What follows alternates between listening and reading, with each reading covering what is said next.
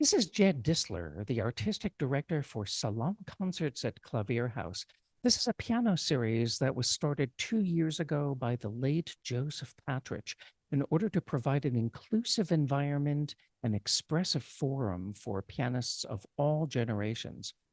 On May 5th, 2024, many luminaries from the piano world gathered to pay tribute to Joe Patrych, celebrating his life in a musical marathon lasting more or less 5 hours.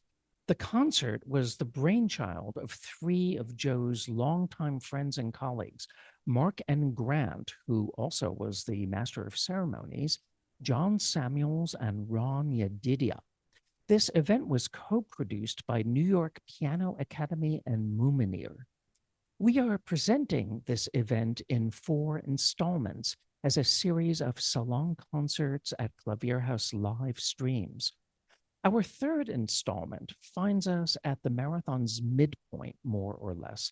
And though we were starting to get a little concerned about going overtime, things were moving pretty smoothly at this point, and I personally became a little more adept at moving music stands and handing the microphone back and forth to speakers, as you will see in this installment. So sit back, watch, and enjoy the music. I would like to ask Uriel Satkur to come to play the Clara Schumann piano arrangement of the Menuettos from the Brahms Serenade. Uriel, thank you.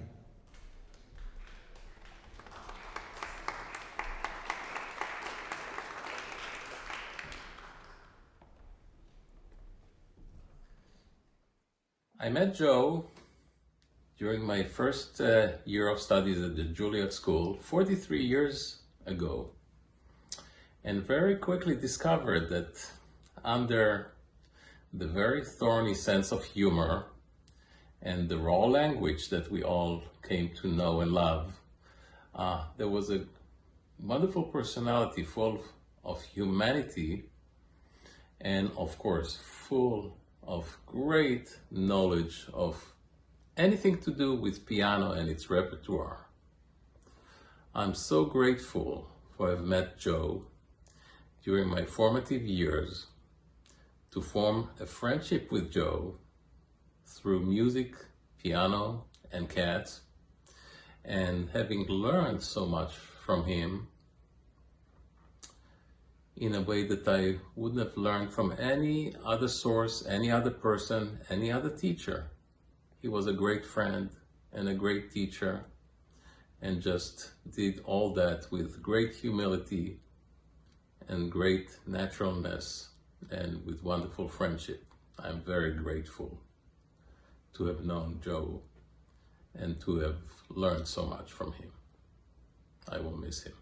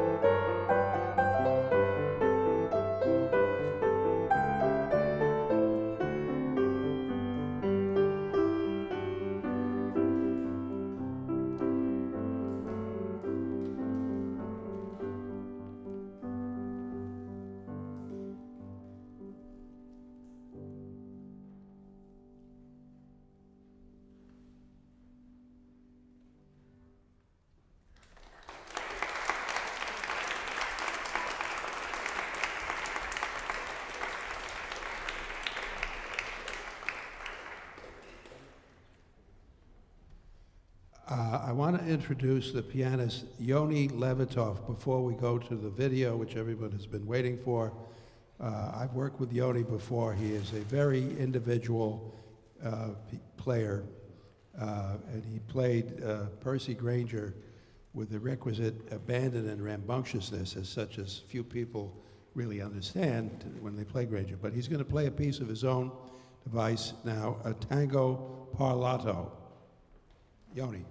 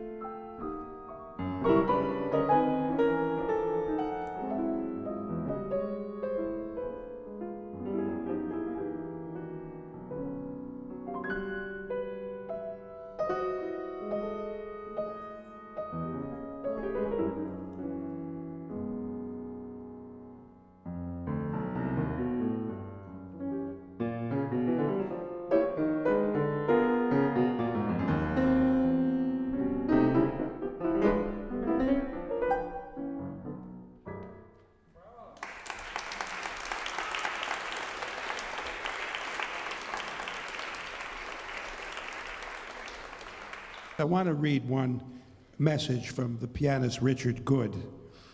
Richard and his wife Marcia were like Joe a lot. They were often in touch. Richard writes, Joe Patrych was a large and generous soul, a true mensch. He somehow seemed to be aware of almost everything going on in the world of classical music, and he had a keen ear for what was honest and distinctive. Most of all, bringing people together. By his personal warmth and ready sympathy, he created a powerful sense of musical community. I and so many others will greatly miss him. I would like to invite Arthur Hart, who has come all the way from Memphis, Tennessee tonight. Joe had a very high regard for Arthur. They go back to the 1980s and the early days of Joe's business. He's a powerhouse as a player, and he's going to play the familiar Scriabin Etude, Opus 8, number 12 in D sharp minor. Arthur?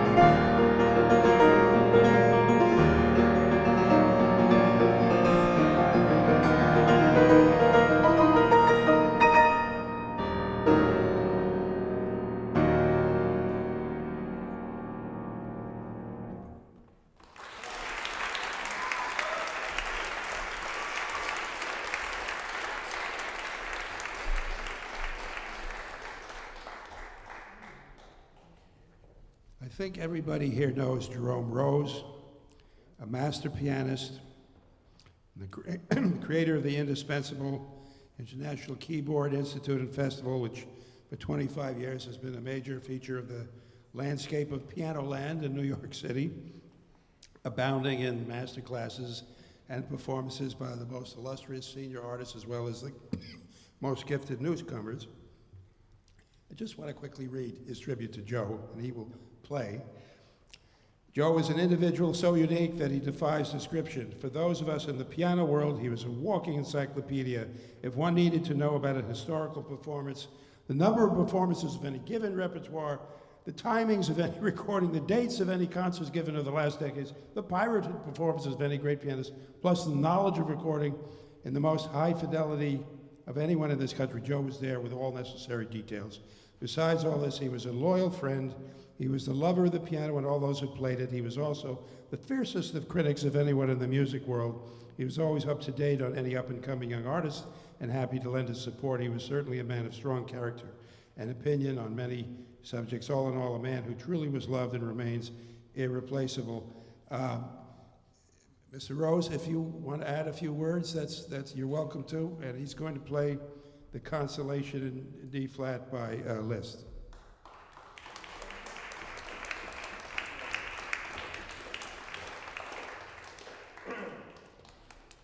I just want to say, can you hear me? The mic's working.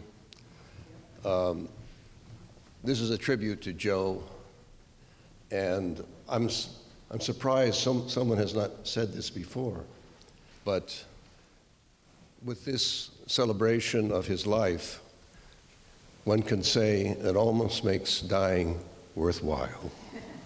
That would be Joe's irony and sarcastic remark. That's all I have to say. Thank you.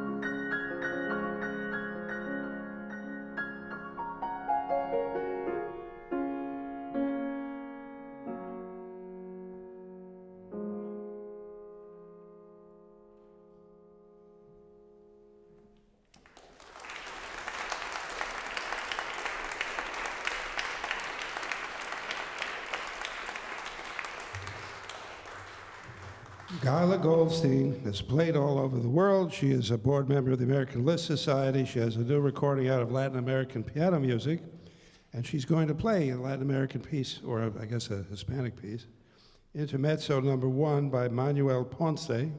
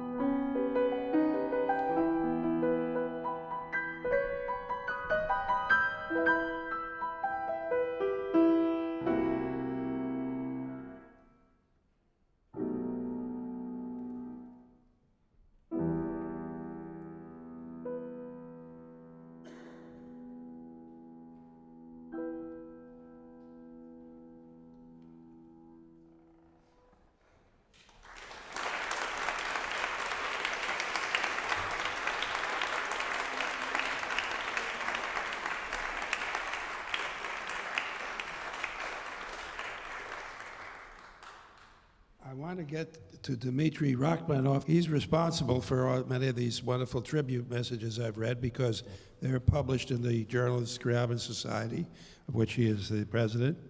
And Joe and he were old friends. We don't really have enough time to go into all of this. But he said that Joe was a walking encyclopedia of anything related to piano recordings. He lived and breathed the piano. That was his entire life. He gave me a ride home in September 2023, last time I saw him, and nothing, absolutely nothing, gave me an inkling that this would be the very last time I would ever see him. He was so full of energy, immersed in a multitude of projects, enthusiastic and opinionated about things he cared for. Dear old good Joe, how we will all miss him. The New York piano world will never be the same. The same sentiment so many of us feel. Dmitry is going to play two Scriabin preludes from Opus 16, numbers 3 and 4.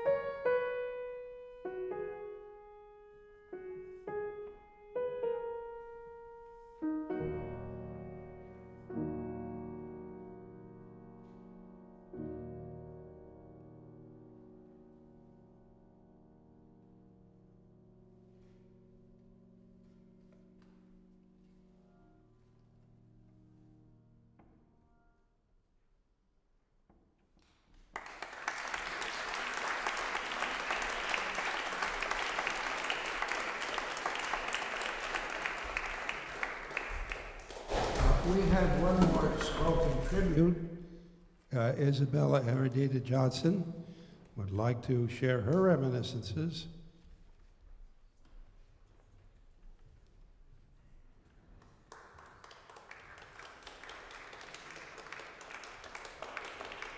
Hello. My name is Isabella, although Joe would call me Izzy.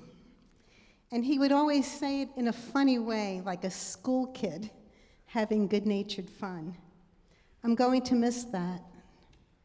I first met him through friends from Manhattan School of Music, foremost Stephen Kaplan, who is very much his soul brother. They even shared the same birth date of August 6th. It was also through pianist Daniel Berman that I came to know Joe. Danny and I go back to the late 70s when we had back-to-back lessons with Robert Goldstand. Joe and Dan were friends. Joe had a radio show in the 80s called Concert Grand, and he interviewed Dan. They started a recording studio together in the Bronx with Dan's Hamburg Concert Grand shipped from Europe. And the two of them were partners for 3 years. So I met Joe in the 90s when I started to attend the birthday celebration dinners. It was a gathering of 8 to 10 pianists, mostly men, mostly bachelors, who met twice a year. And the birthday dinners went on for 40 years. Joe's jokes were constant, and to be honest with you, sometimes I didn't quite get them. He was a lively participant, always jovial and with a great sense of humor. Thinking back to all the concerts and the dinners and the parties, Joe was often the life of the party. He was happiest, I think, surrounded by his pianist friends and their piano talk. He had a photographic memory. He knew every opus number. I know we've heard this before. About his knowledge was encyclopedic. In the early 2000s, together we collaborated on 2 concerts, known as the Goldberg and the Diabelli. In each of these 2 concerts, we gathered over 30 pianists. And the concerts took place out on Long Island. And when Joe drove out with 2 pianists, Alexandra Eames and Tatiana Rankovich, he called both of them his piano chicks. And what's more, he even put a sign on the side of his window of the car, and he wrote, "Piano chicks on board."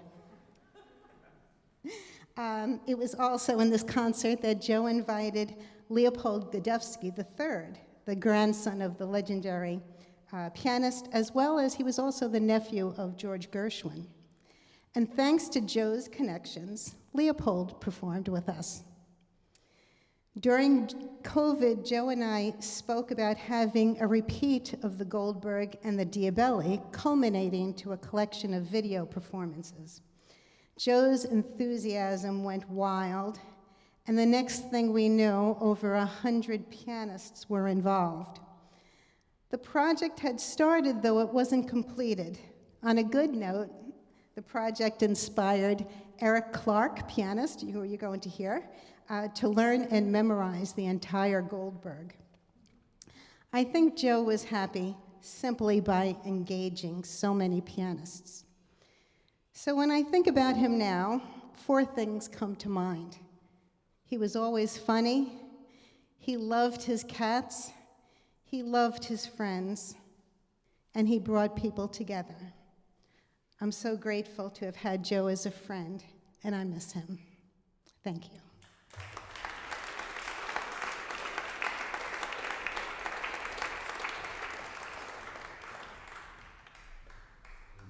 I would like to call the pianist Adam Kent now, who is widely known for his championship of Spanish and Latin American composers. And he is going to play Danza de la Pastora by Ernesto Halfter, Dance of the Shepherdess. Adam?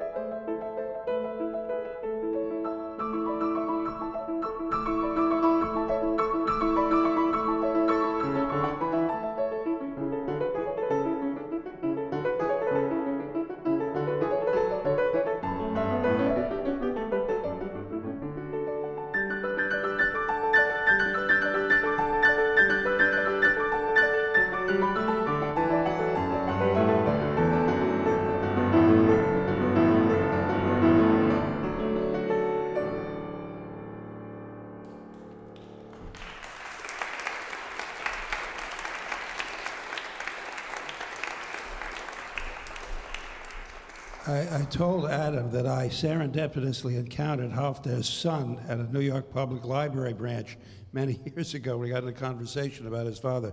He was a big champion of his father's music. He was an airline pilot. That's a wonderful piece and well played. Min Ju Yi, who is going to play some Lyapunov. There she is. Okay. Thank you. She's also a microbiologist. That's very interesting. We have a lot of people who are artists and scientists both tonight.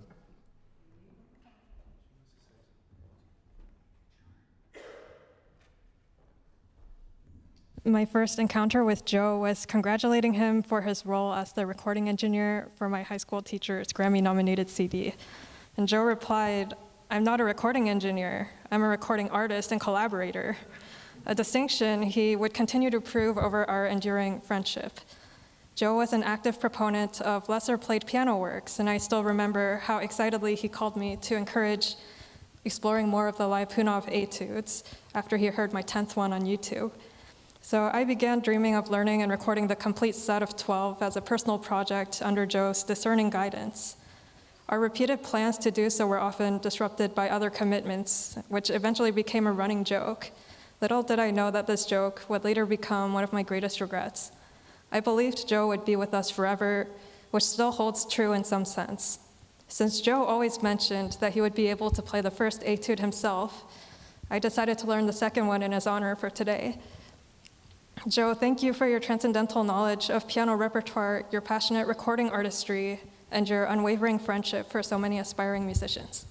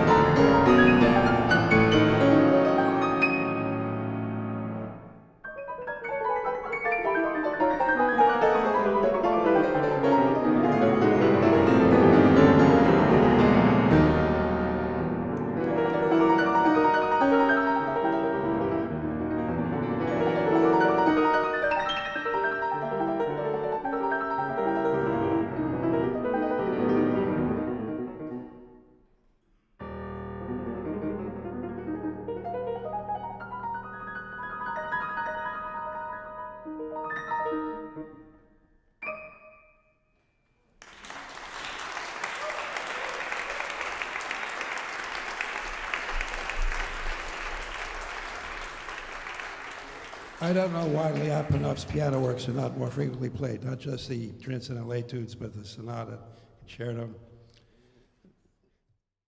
I think before Alicia de la Rocha and some of her compatriots, I think people had a kind of monolithic image of Spanish music. They thought of flamenco as representing the totality of Spanish music. And I think you can hear in programs like the one tonight or the one last night that it can be everything from very French-influenced music from Catalonia to Caribbean-influenced music by Monsalvatge in the 1940s to any number of other possibilities. It's as rich as the music of any other country. So you actually may have heard her earlier than I did. If you're 76. 76, yeah, I've heard her for the first time in 77. What'd you think? There's a story about that. There's always a story about everything. Prime that for you, yeah. Well, the stories, I don't need it, I have one, believe it or not. Here. It was at the 92nd Street Y, and there happened to be a Teamsters strike at that time, and so everybody had to use the house piano. And it was a very interesting experience because she was the third of the three pianists who played, all playing the same piano. And the first one, I don't even remember who it was that memorable. The second one I remember was the very fine American pianist Eugene List. But the way he approached the instrument, it had a certain sound. It was a little bit what you'd call American, a little bit aggressive, a little bit harsh. The next night she comes and she plays a fairly standard, Bach, Mozart, Spanish music second half, and the piano sounded so different. And I immediately said to myself, there's somebody who knows how to adjust to an instrument instantly. And she made that utterly mediocre black box sound fantastic. That was my first introduction to her. So it was pretty amazing. She's performed under some very interesting circumstances. Didn't she perform, wasn't she mostly Mozart during a blackout, I think? That I don't remember, but she certainly played there a zillion times. Yeah. She was the almost the house pianist for mostly Mozart. Would play every year, solo recital, concerti. It was all magnificent. Yeah. And not all Mozart, by the way. I also want to mention that the only time I heard her play Iberia complete was in 1990 in Carnegie. Oh. And what an event. Yeah. I mean, I couldn't believe this woman who was about that high, just tearing into those 12 pieces, and the sound was enormous. And I particularly remember Malaga as being ferociously effective. It was quite an experience to hear her she owned do it. that. I guess she owned it. She recorded 4 times, Yeah, it's amazing. It's amazing. I want to ask you, because I have another little story to relate about her teaching or a master class. But you found her as a teacher, or when you played for her, to be kind and well, give me some details. Well, she was kind, but I think it was just unimaginable for her to play Spanish music any other way. And I think the danger in being, I would think, being her student on a regular basis, or as so many young pianists do, listening only to her recordings, is that you're always a second-rate Alicia, because that's what you're consigned to. If you're trying to sound just like Alicia de la Rocha, you won't, and you'll be second. And I don't think it's her fault for being so great and for being the pianist that everybody wanted to emulate in Spanish music, but that's how she taught. This is how I play, this is how it has to be. What she had to say about rhythm and sound was fascinating, but I think for me it was a challenge just to sort of let that inspiration be general and say, I'm inspired by the beauty of it, the quality of it, but if I try to sound just like it, I'm doomed. I think a lot of pianists screwed themselves trying to sound like Horowitz, too. But Right. So, in so many in ways. so many ways. But what I want to know is, so you never felt she was overbearing or trying to impose her way of playing on you? Well, I think she had no other way of teaching. I don't think that her life was as a teacher. Her life was as a performer, and when she taught, she shared what she did. And so it was overbearing if you took it that way. What were your impressions? Well, the only time I heard her teach was she gave a master class in 2006 at the International Keyboard Institute and Festival. And what I remember was striking was that the first young woman, who was one of the star pianists at Pianist at that time, came out and played Mozart's Last Piano Sonata, Kershel 576, and played the entire sonata with no repeats, about 18 minutes. And after she finished, Alicia said the following: "My dear, you are a fine young pianist and I'm sure you will do well, but this is not Mozart." That was the end of the master class with her. She refused to do anything else and asked who's the next person playing. Wow. That was, let's just say the air in the room was a bit heavy at that moment. But then the next fellow, a very fine young pianist who was also a student at Pianist, played, I remember he played David's Bundler. She gave him an hour-and-a-half lesson on it. Extremely detailed, extremely specific on, and very, very tough too. Mm-hmm. He was a little bit upset afterwards. I think because he felt like he couldn't measure up to what she was looking for. Mm-hmm. So it's interesting that your experiences with this is the only time I ever saw her teach. Yeah. And I mean, she was completely dismissive of the young woman who played Mozart. In literally 2 sentences. And that was it. Get out of here. That's disappointing. Well, it was disappointing to me because I thought she could give some very interesting insights into playing Mozart, which was obviously one of her specialties. Yeah. But I think she felt like, better spend the time on somebody who might be more receptive. I think she got the feeling that this young pianist wasn't going to take anything she said. I don't know why she thought that, but she did, and that was the end of that. Very quick. Yeah. I remember a master class she gave at Manhattan School of Music. I think it was in 1998, and there was a very talented Israeli pianist who played a piece from Yedidia, and he played it. It was excellent, and she was impressed. And at one point, he got softer where she gets louder, and it was equally valid. It could be either way. It was like a sequence. And she really was trying to wrap her head around the idea that anyone could do something different. And she finally said, well, it's no disaster. It's no disaster. You remember which piece it was? I think it was Rondegna. Okay. Rondegna. Yeah. You know, there's a very funny video on YouTube right now. There's some fellow that likes to compile moments from pieces and compare 25 or whatever different pianists playing that passage. So there's one for the end of the 14th variation of Brahms' Paganini Book 1, and there's one for the some part of Islame, I think.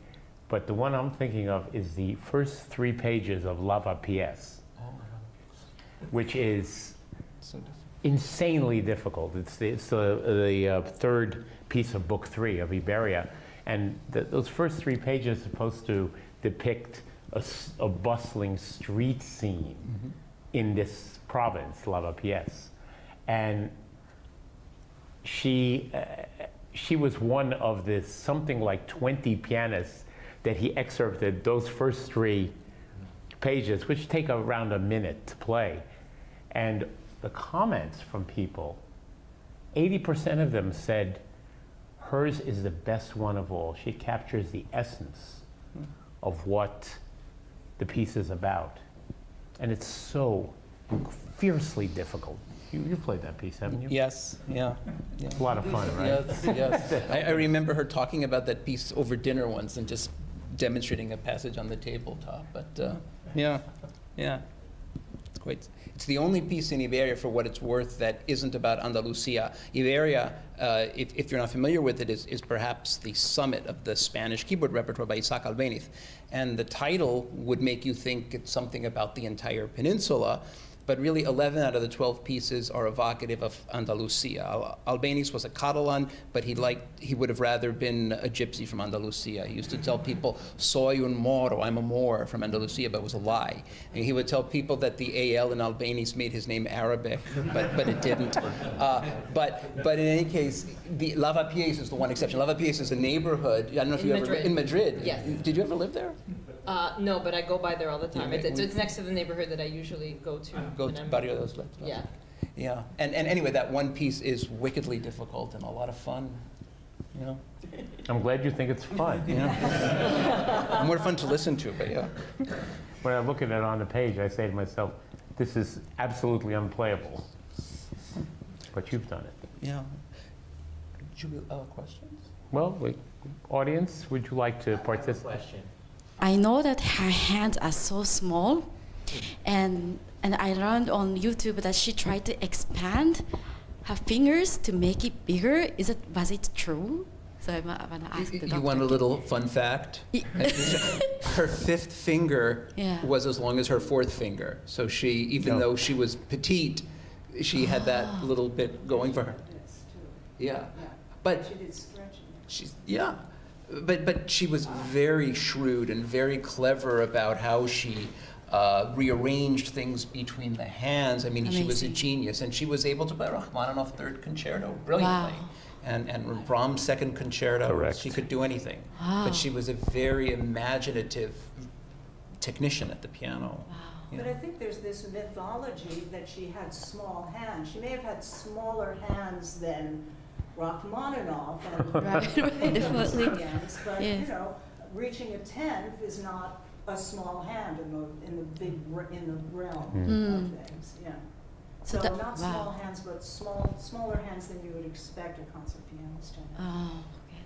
And I don't even necessarily think it's an advantage to have huge hands, because sometimes it makes playing garden variety things more difficult. I mean, I've been told by pianists I know who have huge hands, people like Marc-Andre Hamelin, Garrick Olson, that it actually makes playing octaves uncomfortable. Most common thing you find in piano music are octaves. If you can't play octaves easily, you're in for a tough time. Oh yeah, sorry. But did you find any because my hand is so thin? Did you find the way she got the muscle was different? Like, did you observe? How did you observe her hands? She practiced a lot. Great, thank you very much. And effectively. Candace said that she also did stretching exercises. She did stretching exercises. She did. Every day. You've been watching the third installment of a musical marathon tribute celebrating the life of Joseph Patrych, who founded the Salon Concerts at Klavierhaus series. I'd like to thank three gentlemen who were close friends of Joe who put this concert together: John Samuels, Ronn Yedidia, and the Master of Ceremonies, Mark N. Grant. I want to thank James Wu for setting up and directing the live stream with assistance from Linlia Tso.